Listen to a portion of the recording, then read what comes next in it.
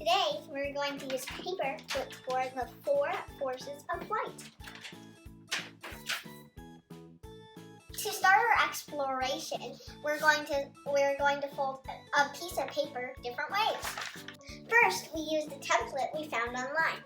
You can find one in the comments. So, there are 4 forces of flight that make this plane fly. Maybe not all of them make them fly, but anyway. So, the first force of flight is lift. This is what it makes it lift. The next force of flight is gravity. Oh, if I just dropped this, it would just completely go down. It wouldn't fly. And then another force of flight is thrust. Goes forward. That's what makes it goes forward and lift. We want both of those, right? And then you got drag. You're dragged back. Drag. Don't want that. The force of thrust makes it easier for the plane to take flight, and it decreases the air pressure so it can take lift. This shape is aerodynamic, so it helps the plane fly upward and downward, and it's also what helps us use the 4 forces of flight for it to fly. I'm going to think about aerodynamics as I design my own plane. Right? No instructions. Create your own!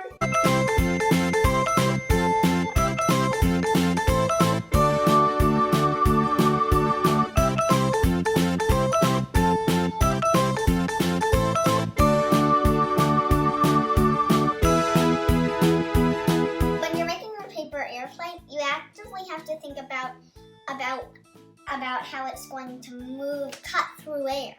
So you can use lift and thrust. This will make it easier for it to take flight. Now we're going to test our airplanes to see which one has more thrust, more point, and to test out the aerodynamics. And remember, the thrust is going to make it to cut out that extra air pressure, so we can lift. And we have trial number 1. And we're going to test airplane number 1. Ready, steady, go! Ooh.